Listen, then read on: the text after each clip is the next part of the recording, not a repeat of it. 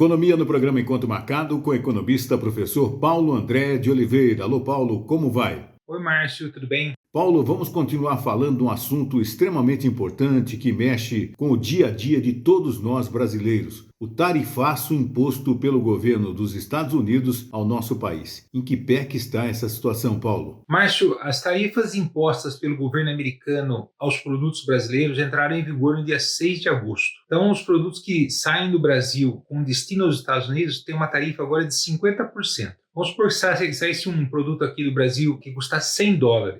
Ele ia chegar nos Estados Unidos, ia colocar a tarifa de 50% e ele ia ser vendido a $150. Então esses $50 a mais vai para o governo americano e quem paga isso daí é o consumidor americano. Ele vai pagar mais caro. Mas a consequência para nós é que isso daí inviabiliza a venda de muitos produtos brasileiros nos Estados Unidos. O nosso produto deixa de ser competitivo. Só para dar o mesmo exemplo, vamos supor que exista um produto similar nos Estados Unidos que esteja sendo vendido a $120. Quando o nosso produto era entregue a $100, ele era muito competitivo. Com a tarifa ele passou a $150 e o produto americano que custa 120 passa a ser mais atrativo. Então o consumidor americano vai pagar mais caro de qualquer forma, mas vai consumir o produto produzido nos Estados Unidos. Ou produzido por um concorrente do Brasil que não tenha sido tarifado ou tarifado numa taxa menor, que ainda assim o produto saia mais barato para os Estados Unidos, para o consumidor americano. Essas tarifas tiveram um ajuste, né? Não foram todos os produtos brasileiros que entraram, né, nessa regra. Houve uma exceção de 695 produtos, entre eles a gente pode citar as aeronaves da Embraer, o suco de laranja congelado, que são produtos muito importantes da nossa balança comercial e que continuam com a mesma tarifa anterior, não são isentos, é uma tarifa de 10%.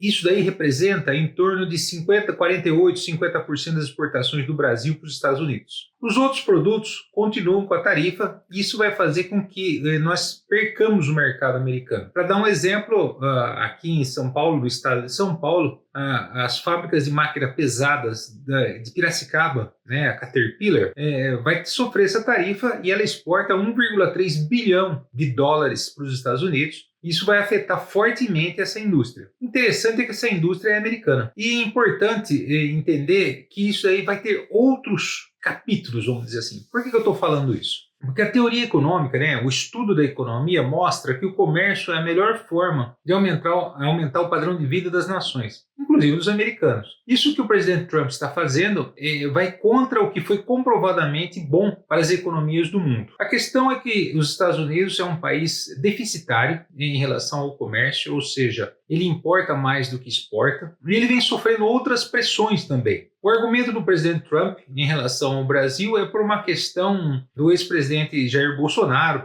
por questões jurídicas. Mas nós temos problemas econômicos sérios com os Estados Unidos, por exemplo, em relação ao BRICS, que é um grupo de países que o Brasil faz parte: Brasil, China, Rússia, Índia, Arábia Saudita, África do Sul, né, que são os membros permanentes, que estão cogitando ter uma moeda própria para negociar entre eles. Hoje, a moeda internacional é o dólar, e isso não é por acaso, acontece desde 1944, quando se resolveu entre os países do mundo que seria a moeda americana, a moeda do comércio internacional. Entre 1944 e 1971, o dólar foi uma moeda internacional e existia a conversão do dólar por ouro, então existia o lastro em ouro. Em 1971, o presidente americano Nixon, rompeu esse lastro em ouro e passou a ser a economia americana que passou a dar segurança para as transações internacionais. O fato é que todos nós precisamos do dólar para negociar no exterior. Isso, para nós, é um problema,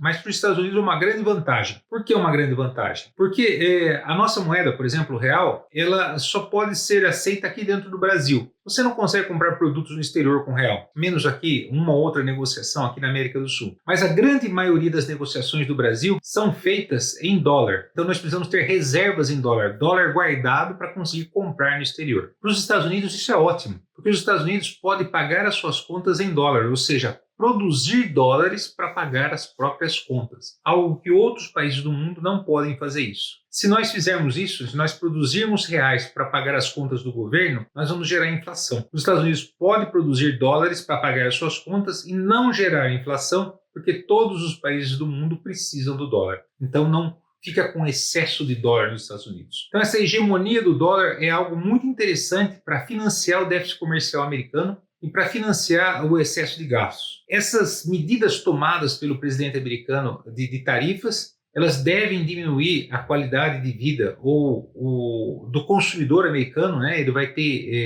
perder poder aquisitivo porque ele vai pagar produtos mais caros. Aqui no Brasil, essas empresas que não vão exportar para os Estados Unidos, elas podem até ter demissões e afetar cadeias produtivas inteiras. Então é algo muito preocupante. Nós vamos ver o que vai acontecer nas próximas semanas, podem haver novos ajustes e como existem negociações pelo mundo afora. Mas realmente é algo que se deve negociar com muita segurança, com muita responsabilidade, porque isso pode afetar fortemente a economia brasileira, e em especial a economia do estado de São Paulo, que tem muitas empresas que estão sendo taxadas, tendo seus produtos taxados nos Estados Unidos. Isso vai diminuir as vendas no exterior, e não existe mercado para o produto americano, para todo o produto que vai para os Estados Unidos. Mas como eu já disse, né, já se recuou algumas vezes em relação às tarifas, e é um processo que está acontecendo no mundo inteiro. Os Estados Unidos está taxando no mundo inteiro, então nós temos que acompanhar isso daí de perto e continuar negociando. É importante, né, a história não acabou, mas é isso que nós temos para acompanhar por enquanto. É isso aí.